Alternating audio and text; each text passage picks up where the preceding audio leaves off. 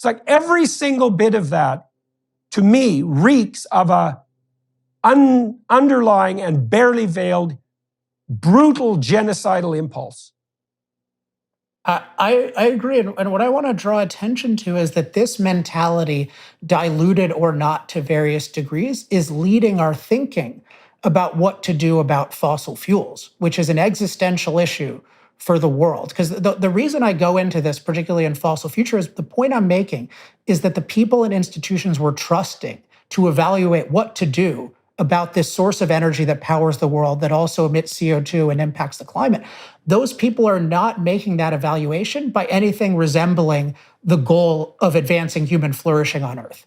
They are pursuing, to a significant degree, this goal of eliminating human impact on Earth.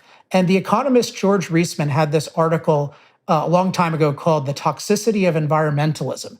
And one point he made that I never forgot is he said, listening to a modern environmentalist is like listening to a doctor who's on the side of the germs.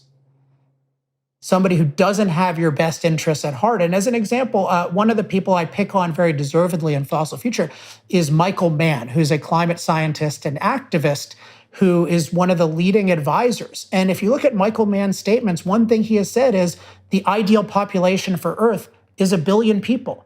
Yeah. How can you possibly say that? There are 8 billion people.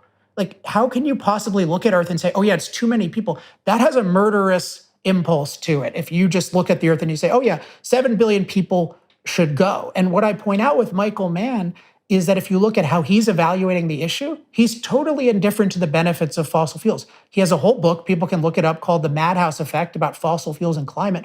And he doesn't mention any benefits of fossil fuels. For example, he talks about agriculture and fossil fuels. He only talks about negatives. He doesn't once mention diesel-powered agricultural equipment or natural gas-derived fertilizer, even though those make it possible for us to feed 8 billion people. So what we have is an anti-human mentality